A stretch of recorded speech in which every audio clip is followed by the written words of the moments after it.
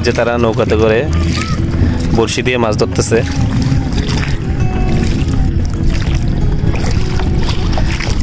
মাছ pine না?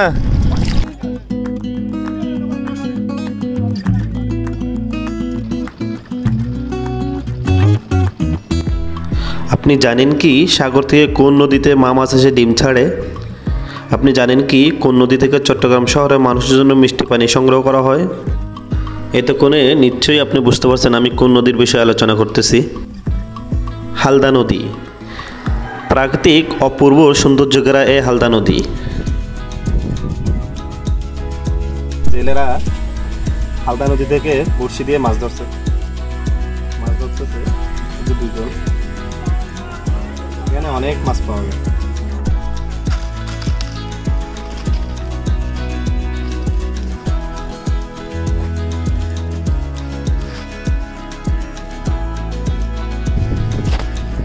হালদা নদীর পাশেই একটি কলা বাগান।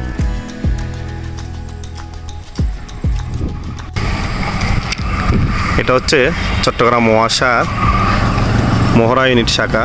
এখান থেকে সারা বাংলাদেশে পানি যায়।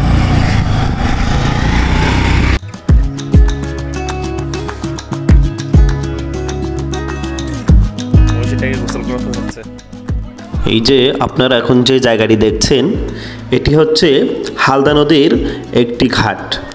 এই ঘাট দিয়ে প্রতিদিন অনেক মানুষ এপার থেকে ওপারে যাতায়াত করে নৌকায় করে। এই নৌকাগুলো স্থানীয় ভাষায় বলা হয় সাম্মান অথবা সাম্পান। ওই যে দূর থেকে দেখা যাচ্ছে জালির বিশিষ্ট, ওইখান দিয়ে ওয়াসার পানি তোলা হয়।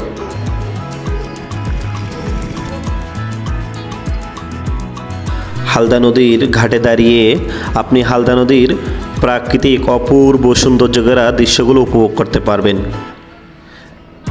এখানে আপনি দেখবেন ঘাটের মধ্যে সারি সারি নৌকা বাঁধা।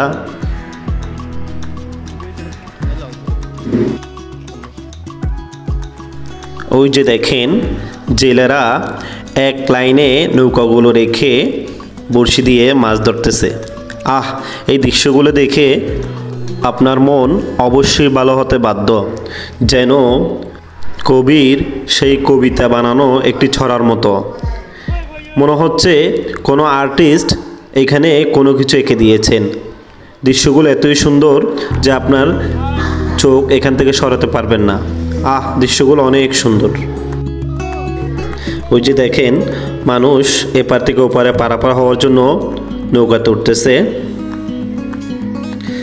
এভাবে সকাল থেকে রাত অবধি এখানে মানুষ এপার থেকে ওপারে পারাপার হয়। আপনি এখানে আসলে দেখতে পারবেন নদীতে অনেক মানুষ গোসল করতেছে, কেউ মাছ ধরতেছে, যে যার মতো সময় পার করতেছে।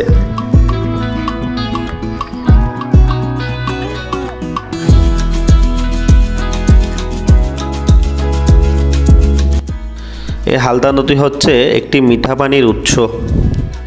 এখান থেকে চট্টগ্রাম মহাশা চট্টগ্রাম শহরের জন্য প্রতিদিন অনেক পানি সংগ্রহ করে।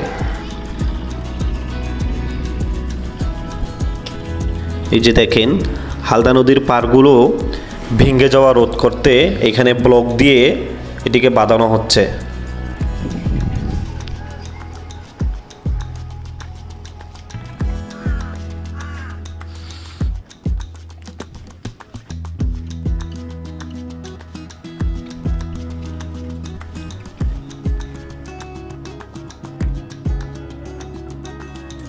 এটি হচ্ছে এখানে পারাপারের জন্য নৌকা, যেটিকে স্থানীয় ভাষায় সাম্মান বলা হয় অথবা সাম্পান।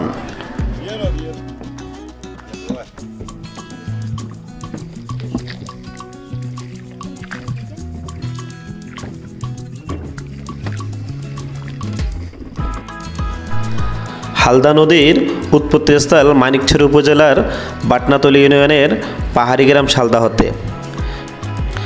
শালদার পাহাড়ি ঝর্ণা থেকে নেমে আসা ছড়া শালদা থেকে হালদার নামকরণ করা হয়।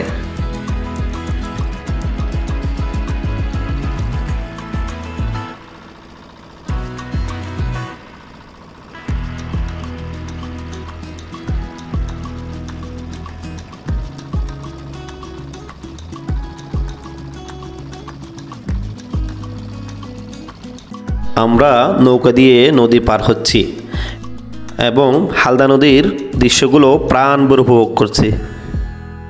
ওই যে দূরে দেখা যাচ্ছে, এর কিছুক্ষণ পরে যেই হালদা নদী শেষ হয়ে কর্ণবিলের সাথে মিশেছে।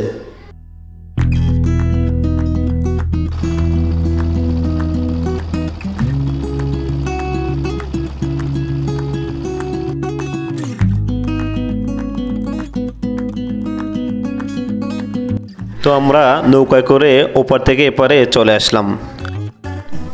এই ঘাটেও এসে চোখ জুড়ানো দৃশ্য দেখেন, কত নৌকা সারি সারি বাঁধা আছে।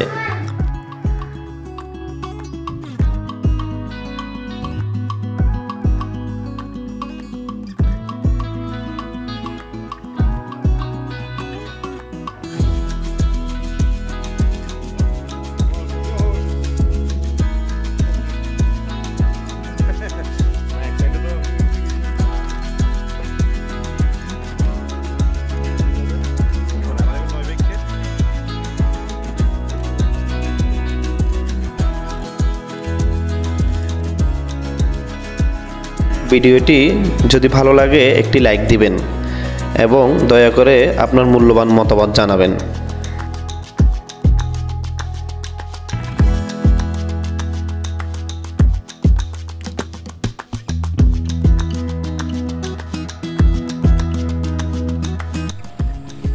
আমরা এরপরে হালদা নদীতে করা পার্ট 2 নিয়ে আপনাদের সামনে হাজির হব।